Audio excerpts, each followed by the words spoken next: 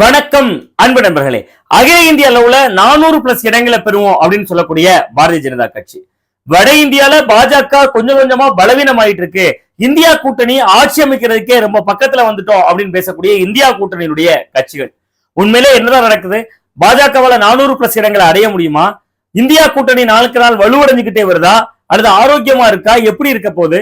விரிவாவே இந்த வீடியோல நம்ம பேச போறோம். வாங்க நம்ம வீடியோக்குள்ளே போயிடலாம். பாரதிய ஜனதா கட்சியை பொறுத்தவரை அது இந்துத்துவ அரசியல் அப்படிங்கக்கூடிய ஒற்றை புள்ளியில தான் தொடர்ந்து அவங்க தேர்தல் களத்தையும் அரசியல் மயமா மாத்திருக்காங்க. இப்படியான காலகட்டத்தில் கடந்த 2014 நீண்ட இடைவெளிக்கு பிறகு பாஜகவுடைய ஆட்சி மீண்டும் வளர்ந்தது. இந்தியால கிட்டத்தட்ட 10 ஆண்டுகள் காங்கிரஸ் ஆட்சி இருந்துச்சு. மன்மோகன் சிங் பிரதமராக இருந்த காலகட்டம் அது. அந்த ஆட்சியை அகற்றிவிட்டு மக்கள் தன்னெழுச்சியா நிறைய பேர் பாஜக பக்கம் ஓட்டு போட்டாங்க. ஒரு பக்கம் வலதுசாரிங்கிற ஓட்டு வங்கியை தாண்டி இயல்பாக பல மக்கள் கிட்டையும் நடுநிலை வாக்காளர்கள் கிட்டையும் மோடி அலை கடுமையான தாக்கத்தை ஏற்படுத்துச்சு. அந்த 2014 பாராளுமன்ற தேர்தலை பொறுத்த வரைக்கும் பாஜக மட்டுமே தனியாவே 282 நாடாளுமன்ற தொகுதிகள்ல ஜெயிச்சிருந்தாங்க. அதாவது ஒரு தனி பெரும்பான்மைக்கு ஒரு 271 இடங்களே போதுமானது. அதை விட ஒரு 12 எம்பிக்கள் வரைக்கும் கூடுதலாவே பாஜக தனித்தே வெற்றி பெற்றிருந்தாங்க 2014. 2019 ஒரு பாராளுமன்ற தேர்தல் நடக்கிறப்ப கிட்டத்தட்ட 282 இடங்கள்ல இருந்த அந்த பாஜக தனித்து அதனுடைய வெற்றிங்கிறது 303 உயர்ந்திருந்துச்சு. அதே நேரத்துல பாஜகவுடைய கூட்டணியும் 352 தொகுதிகள்ல ஜெயிச்சிருந்தாங்க. இதற்கு முன்பு எப்போதும் இல்லாத அளவுக்கு 400 இடங்களுக்கு போவோம். அது ஏன் 400? அந்த மந்திர எண் மேல ஏன் பாரதிய ஜனதா கட்சியினருக்கு அவ்வளவு விருப்பம் இருக்கு அப்படிங்கிறதுக்கான பின்னணி ரொம்பவே நுட்பமானது. இந்தியால இதுவரைக்கும் நம்ம நாடு சுதந்திரம் அடைந்த நாள்ல இருந்து 3 முறை பிரதமராக இருந்தவர் ஒரே ஒருவர் தான், பண்டித ஜவஹர்லால் நேரு அவர்கள். இந்திய விடுதலைக்கு பாடுபட்டதுல தொடங்கி அவர் இந்தியாவினுடைய முதல் பிரதமராக இருந்தது வரை ஏராளமான பெருமைக்கு சொந்தக்காரர் ஜவஹர்லால் நேரு அவர்கள். அந்த நேருவினுடைய சாதனையை நேர் செய்யறதுக்கு மோடி வர்றார் அப்படிங்கறதுதான் பாஜகவினுடைய பிரச்சாரமா இருக்கு. 3வது முறையா பாஜக ஆட்சி அமைக்கும், 3வது முறையா பிரதமர் நரேந்திர மோடி பிரதமர் ஆவாரு அப்படிங்கிறதா அவர்களுடைய பார்வை இருக்கு. இன்னொன்று 1984 ராஜீவ்காந்தி அவர்களுடைய காலத்துலதான் சற்றேறக்குறைய 414 தொகுதிகள்ல காங்கிரஸ் கட்சி தனி பெரும்பான்மையோட வெற்றி பெற்றிருந்தாங்க. 400+ இடங்கள்ல வந்திருந்தாங்க. சோ அது மாதிரியான ஒரு இமாலய வெற்றியை இப்ப பெறதன் மூலமா நேருவினுடைய சாதனையும் நேர் செய்ய முடியும், ராஜீவ்காந்தியினுடைய ஒரு சாதனையும் சமன் செய்து இந்திய அளவுல இந்தியால பாஜக செய்த உச்சபட்ச சாதனை அப்படின்னு காட்டுறதுக்கு பாஜக விரும்புது. ஆனா நிஜத்துல கள நிலவரம் எப்படி இருக்கு? ரொம்ப குறைவா ஒரு உதாரணத்துல இருந்து ஆரம்பிச்சா தமிழ்நாடு கேரளா இந்த 2 ஸ்டேட்டை மட்டும் நீங்க எடுத்துக்கிட்டீங்கன்னா தமிழ்நாட்டுல ஒரு 39 நாடாளுமன்ற தொகுதிகள், கேரளால 20 நாடாளுமன்ற தொகுதிகள், இது ரெண்டையும் சேர்த்துக்கினாலே சற்றேறக்குறைய ஒரு 59 நாடாளுமன்ற தொகுதிகள் வருது. அந்த 59 நாடாளுமன்ற தொகுதிகளுமே இந்தியா கூட்டணிக்கு ரொம்ப பெரும்பான்மையான தொகுதிகள் பக்கபலமா இருக்கு, சாதகமா இருக்கு. அப்ப தேர்தலுடைய முதல் கட்டங்கள்ல 2 கட்டங்கள் முடிந்திருக்கக்கூடிய நிலையில தென் மாநிலங்கள்ல நடந்து முடிந்த தேர்தல்களை இந்தியா கூட்டணி கொஞ்சம் வலுவாக இருக்கிறத பார்க்க முடியுது. ஆனா மீண்டும் வட இந்தியால பாஜக வலுவாக இருக்குன்னு வட இந்தியா ஊடகங்கள் கொஞ்சம் சொல்றதும், தென்னிந்தியால இருந்து வரக்கூடிய தகவல்கள் பாஜக வட இந்தியாலே பலவீனமா இருக்குன்னு சொல்றதுமா ஒரு நிலைமை இருந்துகிட்டு இருக்கு.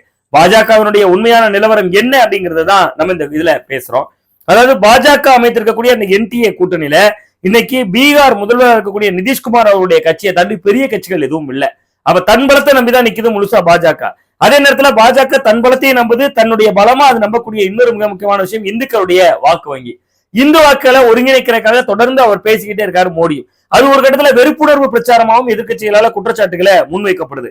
சரி, இப்படியான காலகட்டத்துல இங்க எப்படி இருக்கு அப்படிங்கிறத முதல்ல பார்த்தலாம். மத்திய பிரதேசத்தை ஒரு உதாரணமா எடுத்துக்கிட்டா, மத்திய பிரதேசத்துல மொத்தம் 29 நாடாளுமன்ற தொகுதிகள் இருக்கு. மத்திய பிரதேசத்துல மட்டும் 29 நாடாளுமன்ற தொகுதிகள் இருக்கு. இங்க கடந்த முறை பாரதிய ஜனதா கட்சி 28 நாடாளுமன்ற தொகுதிகள்ல ஜெயிச்சிருந்தாங்க. காங்கிரஸ் ஒரே ஒரு தொகுதியில தான் ஜெயிச்சிருந்துச்சு. இப்பவும் அங்க காங்கிரஸ் பலவீனமா இருக்கிறதுனால மத்திய பிரதேஷ் பாரதிய ஜனதா கட்சிக்கு கை கொடுப்பதற்கான ஒரு வாய்ப்பு இருக்கிறதா பார்க்கப்படுது. குஜராத்தை பொறுத்தவரை பாரதிய ஜனதா கட்சி ரொம்ப வலுவா அடித்தளம் இருக்கக்கூடிய ஒரு பகுதி. அங்க கடந்த நாடாளுமன்ற தொகுதியில தேர்தல்ல 26 தொகுதிகள்லயுமே மொத்தம் அங்க 26 தொகுதி தான் இருக்கு. அத்தனையிலுமே பாஜக தான் வெற்றி பெற்றது. அங்க இன்னமுமே மோடிய வளர்ச்சி நாயகனா பார்க்கக்கூடிய பிம்பம் இன்னைக்கும் குஜராத் மாநிலத்துல மட்டும் இருக்கு. சோ அந்த மாநிலத்தை பொறுத்தவரை இப்ப இருக்கக்கூடிய 26 தொகுதிகள்ல பெரும்பான்மை இடங்களையோ அல்லது மொத்தமான இடங்களையோ மோடி அப்படிங்கக்கூடியதுனால அவர் அந்த மாநிலத்தினுடைய முதல்வராக இருந்தவர்கிறதுனால குஜராத்லையும் மீண்டும் பெரும்பான்மை பெறுவதற்கான வாய்ப்பு பாஜகவுக்கு இருக்கு. உத்தரகாண்ட், இமாச்சல பிரதேஷ் போன்ற மாநிலங்கள்லாம் பாஜக வலுவாக இருக்கிறதா தான் நம்முடைய பார்வையில பார்க்கப்படுது. டெல்லியில மொத்தம் 7 நாடாளுமன்ற தொகுதிகள் இருக்கு.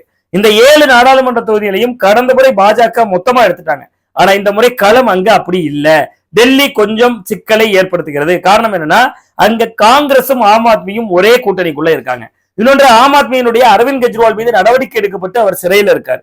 சிறையில இருக்கக்கூடிய அரவிந்த் கெஜ்ரிவாலுக்கு அவருடைய மனைவி பிரச்சாரம் பண்றாங்க.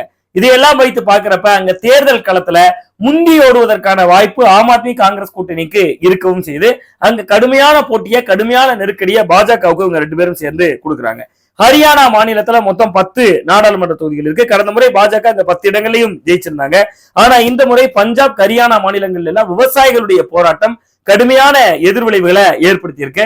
சோ இந்த மாநிலத்திலும் பாஜகவுக்கு கொஞ்சம் பின்னடைவாக இருக்கிறதா பார்க்கப்படுது.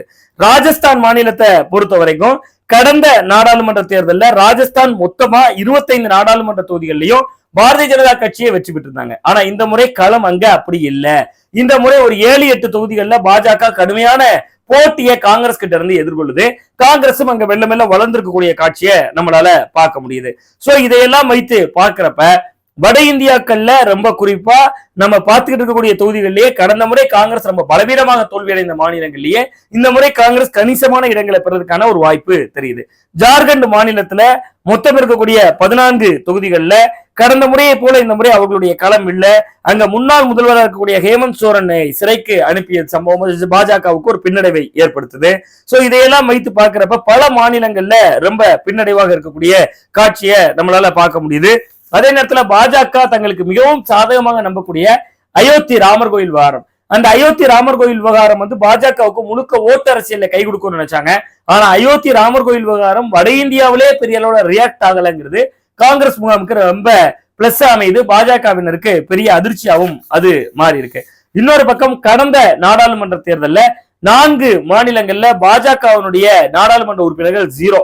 தமிழ்நாடு, கேரளா, காஷ்மீர், ஆந்திரா அப்படின்னு சொல்லக்கூடியது அந்த 4 மாநிலங்கள். இந்த 4 மாநிலங்களையும் சேர்ந்து ஒரு சீட்டு கூட கடந்த முறை எடுக்கல. இந்த முறை ஆந்திராவில மட்டும் அவங்க கொஞ்சம் வேலை பார்த்திருக்காங்க. அதுக்கு காரணம் ஆந்திரால அவங்க கூட பார்ட்னரா இருக்கக்கூடிய தெலுங்கு தேசம் கட்சின்னு தான் நம்ம சொல்லணும். மற்றபடி தமிழ்நாடு, கேரளா, காஷ்மீர் மாநிலங்கள்ல கடந்த முறை எப்படியான ஒரு ரிசல்ட் கிடைச்சதோ அது மாதிரியான ரிசல்ட் பெரும்பாலும் எதிரொலிக்கிறதுக்கான வாய்ப்பு தெரியுது. தப்பித்தவறி 1-2 தொகுதிகள் இதுல வந்தா உண்டு. அது நான் இப்படி நான் சொல்லலைன்னா நீங்க கீழே சங்கி இல்ல, இவர் ஒரு உடன்பிறப்பு உளுந்தம்பரப்பு எல்லாம் போட்டுறீங்க, அதனால நான் இப்படி சொல்றேன். என்னுடைய கணிவுப்படி தமிழ்நாட்டுல திருநெல்வேலி தொகுதியில நயனா நாகேந்திரன் அவர்களுக்கு மட்டும்தான் இப்பொழுது களம் சாதகமா இருக்கிறதா நான் பாக்குறேன். மற்றபடியான தொகுதிகள்ல கூட அந்த அளவிற்கான ஒரு வெளிச்சம் எனக்கு ஒரு ஊடகவியலாளனா உள்வாங்க முடியல. அதே நேரத்துல பஞ்சாப் மாநிலத்துல பாத்தீங்கன்னா அங்கேயும் ஆம் ஆத்மி கொஞ்சம் வலுவாக இருக்கக்கூடிய பகுதி.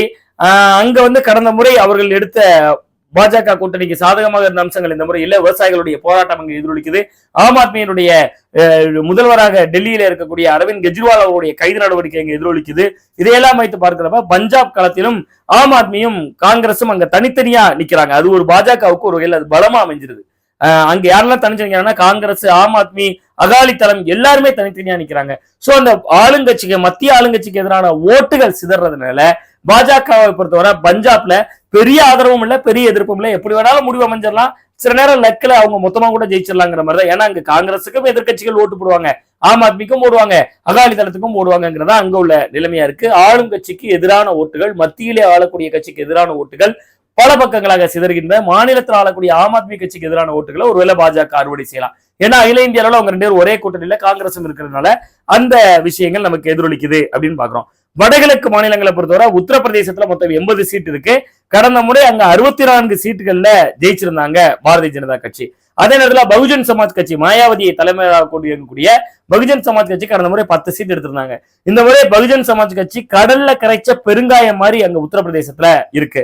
சோ அந்த நிலைமையை பொறுத்தவரை உத்தரப்பிரதேச மாநிலத்தை பொறுத்தவரை அது உத்தரப்பிரதேஷ் அப்படின்னு நம்ம சொன்னா கூட அதுதான் பாஜகவுடைய உச்ச பிரதேசமா இருக்கு. அங்க இருக்கக்கூடிய 80 நாடாளுமன்ற தொகுதிகளில் பாஜக கணிசமான தொகுதிகளை கைப்பற்றுவதற்கான ஒரு வாய்ப்பு இருக்கு. மேற்கு வங்க மாநிலத்தை பொறுத்தவரை அங்க பாத்தீங்கன்னா மம்தா பானர்ஜி காங்கிரஸை புறக்கணிச்சிருக்காங்க. சோ அங்க எதிர்ப்பு ஓட்டுகள் காங்கிரஸுக்கு மம்தா பானர்ஜிக்கு பிரியறதுனால அங்க பாஜக கொஞ்சம் கோல் வச்சுவதற்கான வாய்ப்பு பாசிட்டிவாவும் அமையலாம், நெகட்டிவா அமையலாம். நம்ம எப்படி பஞ்சாப்ல பார்த்தோமோ அது மாதிரியான ஒரு களச்சூழல் அங்க நிலவுது. ஒடிசா மாநிலத்தை பொறுத்தவரை கடந்த முறை 8 இடங்கள்ல பாஜக ஜெயிச்சிருந்தாங்க. இந்த முறை அதற்கான சாத்தியக்கூறுகள் கொஞ்சம் குறைவா தெரியுது. தெலுங்கானா மாநிலத்துல கடந்த முறை 17 தொகுதிகள்ல மொத்தம் இருக்கக்கூடிய 17 தொகுதிகள்ல பாஜக 4 தொகுதிகள்ல ஜெயிச்சிருந்தாங்க. இந்த முறை தெலுங்கானா மாநிலத்துல காங்கிரஸ் கட்சி ரொம்பவே ஸ்ட்ராங்கா இருக்காங்க அப்படிங்கிறதையும் நம்ம பார்க்க வேண்டியிருக்கு. பீகார்ல மொத்தம் இருக்கக்கூடிய 40 தொகுதிகள்ல கடந்த முறை நடைபெற்ற நாடாளுமன்ற தேர்தலில் 39 தொகுதிகள்ல பாஜக கூட்டணி தான் வெற்றி பெற்றிருந்தாங்க. இந்த முறை அவர்கள் பீகார்ல ஆளக்கூடிய அந்த ரூலிங் பார்ட்டியோட பிஜேபியினுடைய அலையன்ஸ் இருக்கு. ஆனா அந்த ரூலிங் பார்ட்டி மேல கடுமையான அதிருப்தி மக்களுக்கு இருக்கு. அந்த அதிருப்தி எதிரொலிச்சுச்சுன்னா பாஜகவும் சேர்ந்து அதனால் பின்னுக்கு இழுக்கப்படும். சோ அந்த வகையில பார்த்தோம்னா அங்க வந்து காங்கிரஸ் கொஞ்சம் வலுவாகிறதுக்கான ஒரு வாய்ப்பு இருக்கு. கடந்த முறை மொத்தம் இருக்கக்கூடிய 40 நாடாளுமன்ற தொகுதிகள்ல பீகார்ல 39 தொகுதிகள்ல பாரதிய ஜனதா கட்சி தான் கூட்டணி தான் வெற்றி பெற்றிருந்தாங்க. இந்த முறை காங்கிரஸ் அப்படி ஒரு தொகுதியோடு சுருக்கிக் கொள்வதற்கான ஒரு வாய்ப்பு இல்ல, கொஞ்சம் வலுவாக இருக்காங்க அங்க அப்படிங்கறதான் பார்க்க வேண்டியிருக்கு. மகாராஷ்டிரா மாநிலத்தை பொறுத்தவரை மொத்தம் இருக்கக்கூடிய 48 நாடாளுமன்ற தொகுதிகள்ல கடந்த முறை பாரதிய ஜனதா கட்சி 41 தொகுதிகள்ல அந்த கூட்டணி ஜெயிச்சிருந்தாங்க. இந்த முறை அவங்க வந்து என்ன பண்ணிருக்காங்கன்னா ஏக்நாத் சிண்டே தலைமையிலான சிவசேனா, தேசியவாத காங்கிரஸ், அப்புறம் அஜித் பவார் தலைமையிலான தேசியவாத காங்கிரஸ் ஒரு கூட்டணி அமைச்சிருக்காங்க. பதிலுக்கு காங்கிரஸ் கட்சியும் தேசியவாத காங்கிரஸ் சரத்பவார் தலைமையில இயங்கக்கூடியது, சிவசேனா உத்தவ் தாக்கரே தலைமையில இயங்கக்கூடியதுன்னு ஒரு வலுவான போட்டியும் ஒரு நெருக்கடியும் கொடுக்குறாங்க. கர்நாடகா மாநிலத்தை பொறுத்த வரைக்கும் பிரஜ்வல் ரேவண்ணா அவர்களுடைய ஆபாச வீடியோக்கள் தொடர்ந்து வெளியாயிருக்கு. அது கடுமையான சர்ச்சையை ஏற்படுத்தி இருக்கு. ஏற்கனவே அங்க இருக்கக்கூடிய நாடாளுமன்ற தொகுதிகளில் 28 நாடாளுமன்ற தொகுதிகளில் 14 நாடாளுமன்ற தொகுதிகளில் தான் தேர்தல் முடிஞ்சிருக்கு. பாஜகவுடைய தேர்தல் பார்ட்னராக இருக்கக்கூடிய மதசார்பற்ற ஜனதா தளத்துக்கு இங்க 3 தொகுதிகள் ஒதுக்கியிருக்காங்க. அதுல ஒரு தொகுதியில தான் தேர்தல் முடிஞ்சிருக்கு. இன்னும் 2 தொகுதிகள் அங்கேயும் பாக்கி இருக்கு. அதே நேரத்தில் அவர்களால் ஓட்டு கேட்டு கூட போக முடியாத அளவுக்கு அந்த ஆபாச வீடியோ விவகாரம் அங்க பெரிய சர்ச்சையை ஏற்படுத்தியிருக்கு. சோ கர்நாடகா மாநிலத்தில் இன்னும் சொல்ல போனா சிட்டிங் தொகுதியா இருக்கக்கூடியது, சிட்டிங் முதல்வராக இருக்கக்கூடியது சித்தராமையா, காங்கிரஸ் கட்சியை சேர்ந்தவர். சோ அவரை பொறுத்த வரைக்கும் 2000 ரூபாய் மகளிருக்கு கொடுக்குறாங்க. பேருந்து கட்டணம் இல்லாத பயணம் எப்படி தமிழ்நாட்டில் திராவிட மாடல் அரசுன்னு சொல்லி மு க ஸ்டாலின் செய்யறாரோ அதே மாதிரியான ஒரு செயல் திட்டத்தை செய்யறாங்க. சோ கர்நாடகா மாநிலத்துல கடந்த முறையை போல ஒரு மோசமான எண்ணிக்கையான மெம்பர்களை வாங்குறதுக்கான வாய்ப்பு குறைவு. காங்கிரஸ் கொஞ்சம் வலுவான போன தடவை ஒரு எம்பி தான் ஜெயிச்சிருந்தாங்க. இந்த முறை என்ன பண்ணுவாங்கன்னா கர்நாடகால காங்கிரஸ் கட்சி பாதிக்கு பாதி எடுக்கிறதுக்கு அல்லது 10 தொகுதிகள் வரையும் எடுக்கிறதுக்கான 28ல மொத்தம் இருக்கக்கூடியல பாஜக கூட்டணி ஒரு 18 எடுத்தாலும் கூட ஒரு 10 தொகுதி வரையுமாவது காங்கிரஸோடக்கான வாய்ப்பு இருக்கு. பொதுவா நம்முடைய நாட்டுல எதிர்கட்சி வரிசையில் இருக்கிறதுக்கான எண்ணிக்கையை கூட கடந்த 10 ஆண்டுகளா காங்கிரஸ் வந்ததில்லை. ஒரு எதிர்கட்சியினுடைய நாடாளுமன்ற உறுப்பினர்கள்ல நாடாளுமன்ற எதிர்கட்சி தலைவர் அந்தஸ்துல கூட காங்கிரஸ் வந்ததில்லை.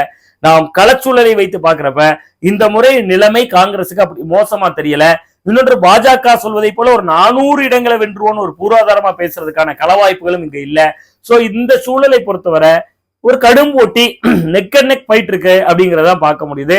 ஒருவேளை பாஜக தனித்து வெற்றி பெற்றால் கடந்த முறைகளை போல எதிரொலித்தாலும் கூட எப்படி முதல் முறை 2014 அவர்களுடைய உச்சமாக இருந்த ஒரு 283 இடங்களை அவர்கள் 282 இடங்களை பிடிச்சிருந்தாங்களோ 2019 303 பிடிச்சிருந்தாங்களோ அந்த அளவுக்கு கூட இல்லாம ஒரு கூட்டணி அவங்க அணியெல்லாம் சேர்ந்து பல்வேறு நபர்களை சேர்த்து கொண்டு ஒரு ஆட்சி அமைப்பதற்கான ஒரு பெரும்பான்மை வருவதற்கான ஒரு வாய்ப்பு இருக்கு. அப்படி இல்லைன்னா காங்கிரஸ் கூட அந்த வாய்ப்புகளை தன் பக்கம் இழுத்துக் கொள்வதற்காக பாஜகவுக்கு எதிரானவர்களை எல்லாம் ஒருங்கிணைக்கக்கூடிய வேலையை செய்யலாம்.